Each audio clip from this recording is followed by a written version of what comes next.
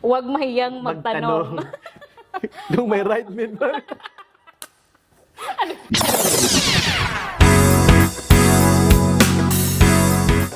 Hi guys! Welcome to my Chikaan with Marge. In today's episode, we are having an amazing guest, an educator, a father, and a good friend of mine, Mr. Gregorio Boco from Samar. Hello, magandang umaga sa lahat. Maupay nga aga. May mga i-shoutout ka muna before we start. Shoutout sa aking family, sa asawa ko dyan, sa anak ko, at sa, that's it, my family in Samar.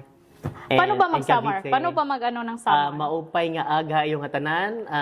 Magandang umaga, Cavite. And also all to my friends and relatives there. Hello, I'm here with Kachikaan, with Miss Marge. Maupay na aga, mga taga Samar, and also maayong buntag, taga Cebu. Maayong buntag, Cebu. So, this man is a teacher of the month before, and also a very amazing educator here in the U.S. So, let's talk about what are some of the strengths that you have in the U.S. So let's start with your life in the Philippines. Can you talk about it? In the Philippines? Yes. So way back in the Philippines, I am also a teacher there in public school. I teach there for almost more than 8 years. So going to 9. So yeah, I teach there at the end of the year of 2022 because I went there like the year of 2022 in the month of August. So my last there is July. So that's it. I'm also a math teacher in grade 7 and grade 8 math. Doon sa Pilipinas? Yes, sa Pilipinas yun. And here? Here, nagtiteach ako sa grade 7 and grade 8. But right now, this year, I'm in high school, which is grade 12. Yeah. Okay, so parang naano mo na lahat 6, 7, 8, Yeah, parang naano ko na lahat 11, 12. oo. Bakit ka pumunta ng US? Siyempre, pumunta ako sa US kasi nga, as we believe na pag nasa Pilipinas tayo, di ba? Pagka naisip natin US, wow. So parang gusto natin lahat pumunta. So why not, di ba, bilang teacher na may chance tayong pumunta dito, kaya nagpursige talaga kami na makapunta dito. Kasi mas malaki yung chance natin na mag-grow, hindi lang financially to be stable, but also to become, to have a growth professionally. So, nagpunta ka dito with a purpose to share your expertise and also share your knowledge and to also widen your perspective, right? Yeah. To share also my expertise in teaching way back in the Philippines to bring it here in the US, right? Madali ba? Paano ba pumunta dito para sa mga aspiring teachers na gustong pumunta dito? Can you share? Okay. Para sa mga aspiring teacher na gustong pumunta dito, what I can suggest is that magkaroon lang kayo ng lakas ng loob at laging magpipray. Kasi naano ko yun sa sarili ko na hindi lang kailangan magaling.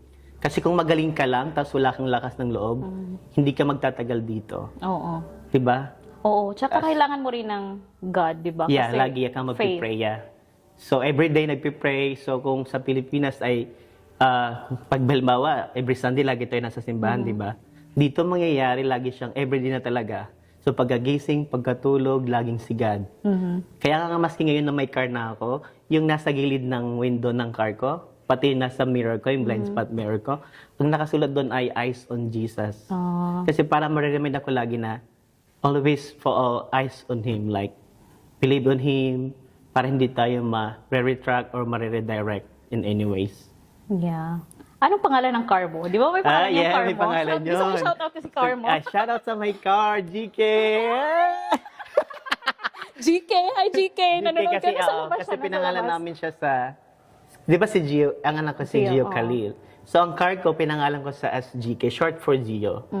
So parang, kasi kinuha namin yung car nung pumunta na kami dito, nung kinuha na namin si Gio. Oh, speaking of that, can you tell us, paano mo sila nakuha? Di ba, if I know, yung asawa mo nandun sa Florida while you are here in Texas, pero now, they are here. Like, all of them are here in the US. So, paano mo i-share yun? I-share mo nga sa kanila. Paano mo nagawa yun? Yeah. So, actually, way back in the Philippines, my wife goes here first a month ago, and then I followed next.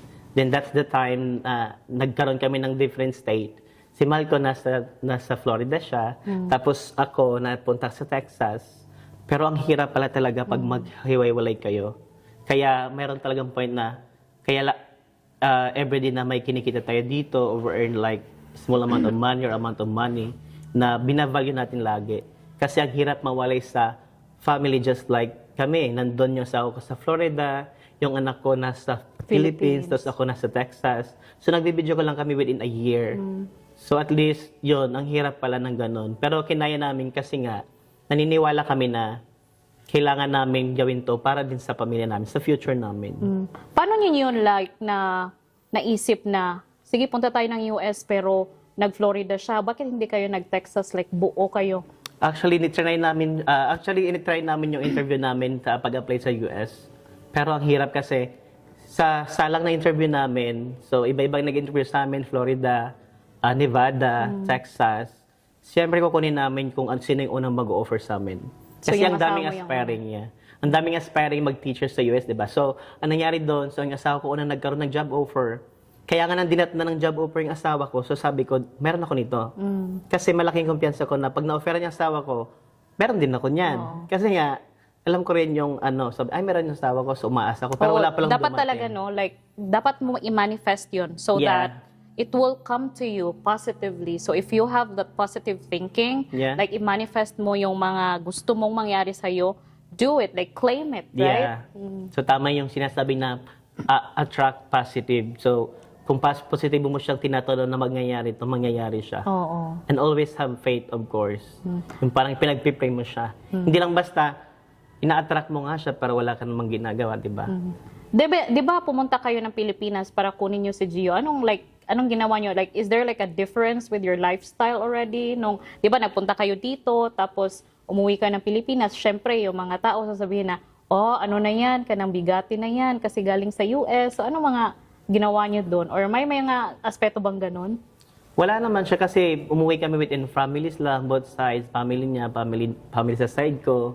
So ngayon wala na, nag-enjoy lang kami, nagpasyal, gano'n. Pero may masasabi kasi ng ibang tao. Pero at the end of the day, you will choose your own family, right? Choose your so battles. Kahit anong sabihin nila, di naman nila alam yung story behind mga struggles. Yeah, struggles like that. Oh yeah. Speaking of struggles, ano yung like, pumunta ka dito, ano yung pinakamahirap na like struggle mo sa everyday life mo here in the US, knowing na ikaw lang mag-isa, yung family mo nasa Philippines. So, anong mga struggles? Ang daming struggles na naranasan natin dito, lalo na tayo, di ba? So, naranasan ko mahiwalay sa family. And then, pangalawa, yung sa school, kasi ang laking adjustment, di ba? Culture shock. Yeah, culture shock ka talaga. Kasi nakikita natin siya sa television before, na ganyan yung setting dito. Pero nung ikaw na nandyan, ay ganito pala siya. Ang hirap, yung parang, ito pala yon. So, dumating yung isang araw na, yung 1 year na yon, yung after ng school, after ng class, isasara ko na lang yung door, tapos iiyak na lang ako sa loob ng classroom. Tapos titingin ako sa labas ng bintana, tapos sabihin ko, hanggang kailan pa ba ako dito? Sabi ko, kasi kung iisipin ko hanggang 5 years pa ako, parang ang tagal pa. Parang ang tagal pa. Ang tagal ko pang makakaalis dito. Parang hiwalay ako sa anak ko, nahiwalay ako sa pamilya ko, tapos ganito yung nararamdaman ko. Sabi ko kay Lord, hanggang kailan ba ako dito? Kaya lagi ako nag-pray lagi. You always have to pray kung anong pinagdadaanan natin, naniwala ko doon kasi lahat gagaan. Oo. Okay lang iiyak ng iiyak. So, dumaan ka talaga sa stage na parang going to depression or like ano lang? Parang lang siya, stress lang siya. Stress lang talaga. Pero ang kagandahan kasi marunong ako mag-manage. Like, alam mo na kasi yung kapag masakit na yung ulo mo like that. So, kapag mabigat yung nararamdaman mo, kung gusto mong umiyak, natutunan ko kasi dyan, wag kang mahiyang umiyak or maging vulnerable ba. Kasi, yun yung kakagaan mo eh. Kung gusto mong umiyak ka. Pero syempre, wag sa harap ng students. Like, katulad ginagawa ko sa after school, hindi sa harap ng mga bata. So after school, sasara ko yung door, iyak ako doon. Release na yun.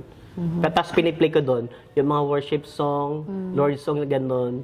Piniplay ko pa yun sa school, sa classroom, naririnig yun. Tapos hanggang inaantay ko yung carpool ko, like si Sir Ed. Shoutout kay Sir Shout out. na nagtyaga sa akin na maghatid sundo sa school. I think one thing sad is you have to surround yourself with good people. Yeah. Na parang ma-empathize ka sa kanila or Yeah. ma-empathize kanila na yun yung nararamdaman mo.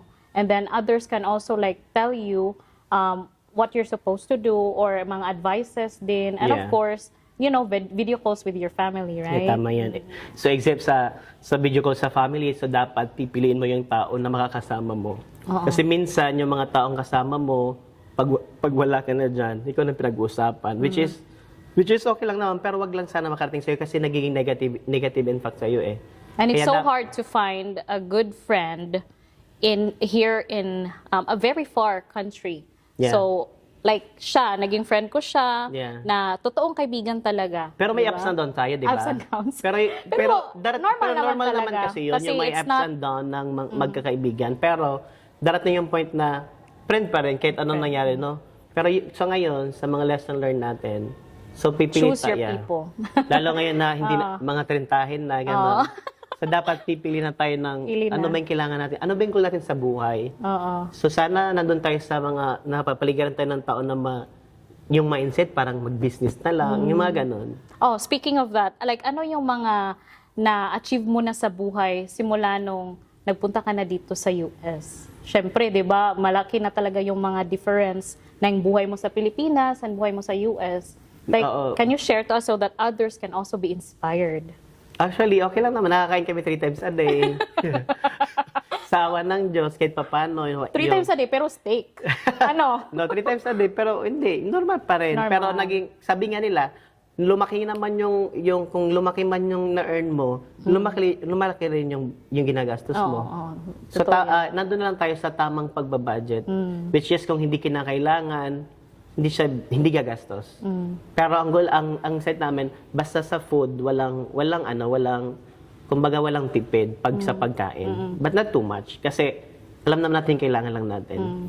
Katulad ng mga damit, hindi kami nabili ng mga damit na hindi branded siya, pero hindi siya ganun yung price. Kumbaga regular Galing sa math price. teacher, budgeting. Yeah, budgeting. Dapat marunong tayo mag-budget. Kung sa Katulad mga ng gustong clothes. pumunta dito, budgeting is the key, right? So, nag-aantay lang kami ng mga sale, just like Friday sale, sale, annual sale.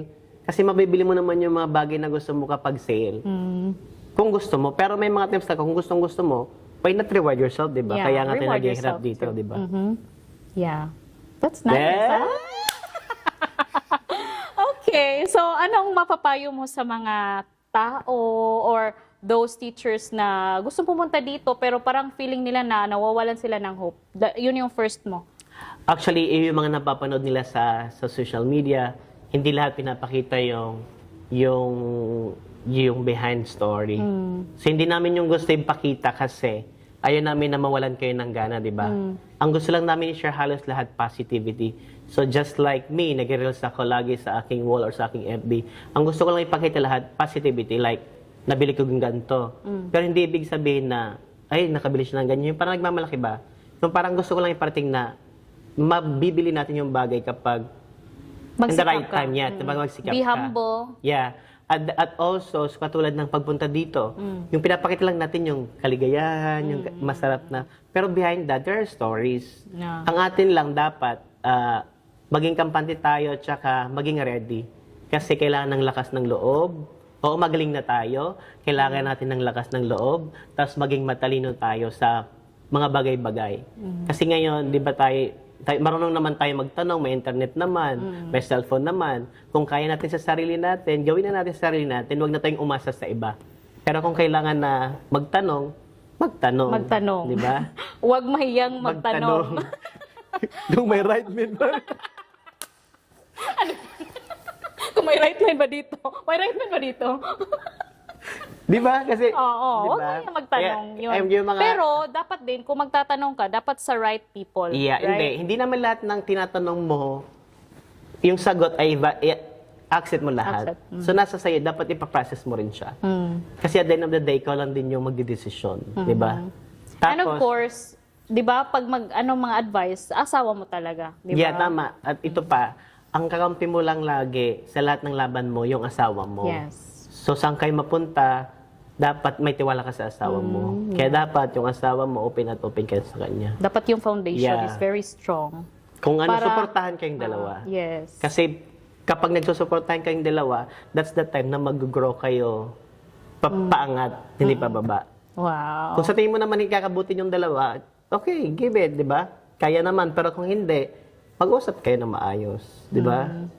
Yeah. At sa lahat ng mga teachers na aspiring pumunta dito, actually, after ko makapunta dito, parang marami nagtanong sa akin na mga ka-schoolmate ko na paano ka nakapunta ng ganyan. Tapos knowing nandito na sila. So, ibig Ah, sabihin, dito na. So, na-inspire sila. So, ibig sabihin, si Greg nga nakapunta doon. Parang ganun.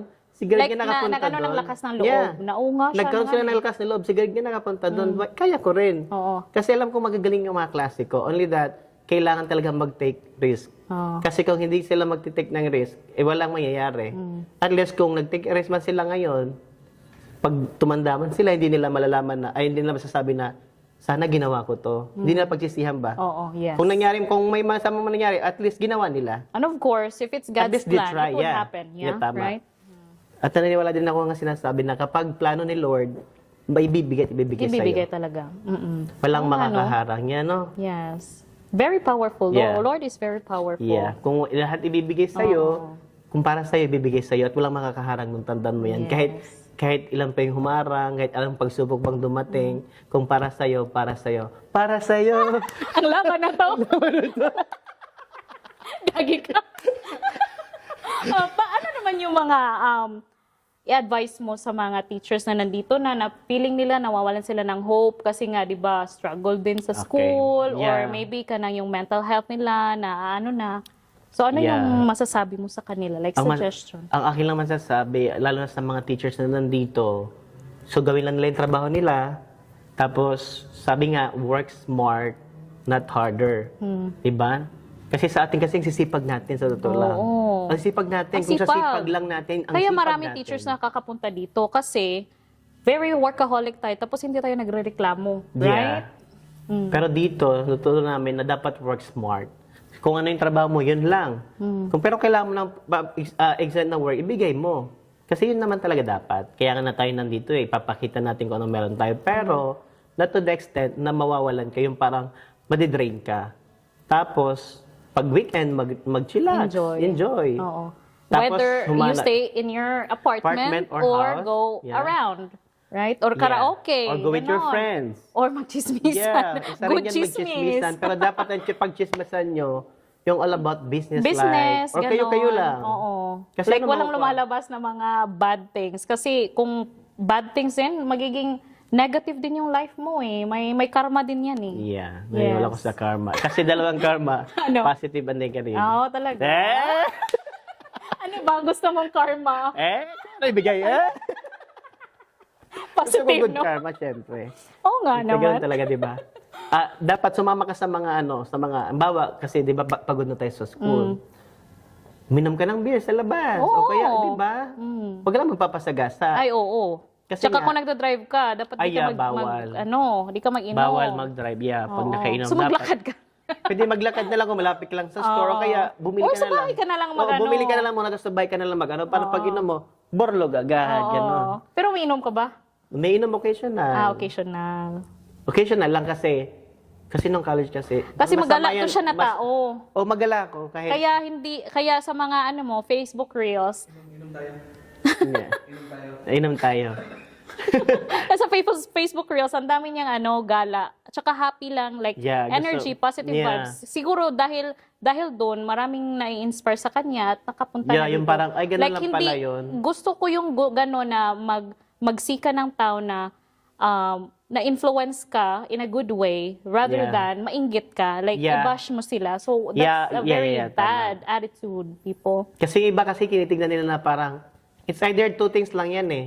It's either may inspired sila or yung parang maano sila Mainggit. nainggit. So bawal Which is so bad. Which is not good mainggit, no? Kasi dapat maging inspiration sila na makuha mo yung gantong bagay. Okay lang naman mainggit in Although a good way, di ba? meron talagang Yung parang, inggit oy, meron siguro, siya, pero oo. But you turn it into a a positive way. Yeah, like So parang someday magkakaroon din ako ng ganyan. like manifest good Yeah. things in life. Ay, si Sir Greg, nasa makakapunta rin ako dyan. Parang ganon, di ba? Yung hindi laging... So ayun, nakapunta nga siya. Okay, tell me about your Teacher of the Month. Ano yun? Ano yung mga nagawa mo sa school? Okay. Kasi, naging Teacher of the Month po ito siya, kaya very inspiring to everybody. Kasi di ba na ano natin yung kwentuhan niya na, parang nade-depress na siya, he's so sad, na parang gusto niya nang umuwi. But then, at the end, he was recognized as the Teacher of the Month. So, tignan nyo. Let's hear it from Mr. Boko. Oh, yun yung nangyari. It was my second year in teaching middle school. Grade 7 pa yun, ha? Ay, middle school. Nako. Oo, middle school. Napakahirap talaga. Mahirap As yung middle school, in, pero mahirap. challenging siya at masaya at nakakapagod at sobrang na lahat. So middle school yun, second year ko yun. Tapos ngayon, ang ganda ng year na yun kasi unang taon ko, syempre, na-experience lang muna. Pero ng second year, bagong taon ulit sa akin. Pero, Oo. Kasi new kids na-experience new kids. Na-experience ko na kasi lahat eh. Yung lahat ng struggle, lahat ng pagod, experience ko na. So ngayon, experience ko na yung mga struggle ng taon ko. Doon ang pangalawang taon ko, parang naging magaan na siya. So lahat ng bisita pumupunta sa amin. So lahat ng bisita pumupunta sa amin. Sa classroom ko, lahat dinadala sa akin. Oh, yung mga district. At hindi yun Oo. madali ha. Kasi Laging parang, district. Yeah. oo, nag-observe sa'yo. Tsaka parang na-awkward ka. Tapos yung behavior ng mga kids din, dapat ma-manage mo. Right? Tsaka yung Yeah. turo din. Yung pagtuturo is very easy lang eh. The thing that is very hard is Yung may the mag-observe management. And also, if there are people looking at you. Looking at you, diba? yeah. Very awkward yun. Actually, sanay na ako sa observation eh. Kasi doon pa lang sa Pinas, way back, ang aming head, naninang namin si Ma'am Merlin Dapata. Hi, Shout Ma'am, out, hi, Ma'am Ma'am Pata, Merlin. Ninang ko na Ninang. siya. Kasi ang galing niya, tapos pag ng head namin siya sa Pinas, observe talaga siya. Pag siya nag-observe talaga, magiginig ka. So, kailangan galingan mo. Kaya nung mapunta na ako dito sa US, parang hindi naman siya ganun kakaba, pero iba pa rin kasi, iba kasi sila, ibang lahi na kasi. So iba talaga yung may experience ka sa Yeah. Pilipinas. Kasi sa Pilipinas thing. parang, yeah, it's a big thing. Yeah. Pero dito, parang sasabihin mo lang, oh, it's okay. Okay, yeah. May experience ka na kasi. So, kaya ngayon, nung salang, iba lang yung ano mo. Iba lang yung place mo, pero yun pa rin, parang sa Pinas Yeah. lang din siya. And how do you feel na nung sinabi na, oh, Teacher of the Month ka, ano yung mga Ang sarap na-feel pala sa pakiramdam na appreciate Na ka. ma-recognize, Yeah, tapos, yeah, Mr. Bogo, pati yung mga locals nagka-clap, nagko-congratulate. So, ang sarap sa pakiramdam, yung parang, yung pati yung asawa ko, ang saya-saya niya. Yung parang pati yung asawa ko naging Teacher of the Month na lang din. Yung parang, wow, ang happy niya. Yung, Ano Teacher of the Month din siya? hindi, yung parang, Parang masaya siya para masaya sa siya, akin. oo. Nandun din, sumama din siya sa Siyempre, district. di ba? Kung anong Siyempre, what is your recognition success mo, is the success of yes. your partner. Gagi ka. Yun O, na. ano Ay, na? mga professional po kami. Ano na? Yun na, tapos ang saya, di ba? Ang saya na. Nawardan kami. Kala ko nga ibibigay sa akin yung Raven nung yung plaque eh. Oh. Yung parang Raven talaga siya, yung parang balahibo siya. Oh. Kaya Yeah. Yeah, kala ko ibibigay sa akin, hindi pa lang ibibigay. Pero okay, nag-picture lang ako. Tapos may certificate, gano'n. Yun lang. Yun lang. So ano yung mga message mo to all our viewers here in abroad and in the Philippines? Sa lahat ng nanonood, to all the viewers of My Kachikan, always remember that everything is possible when you believe in God. Okay? Yes. Everything is possible. with God. Yeah. Boko 2026. Okay, thank you so Thank you for much. Thank you for watching. I hope you learned something. Bye.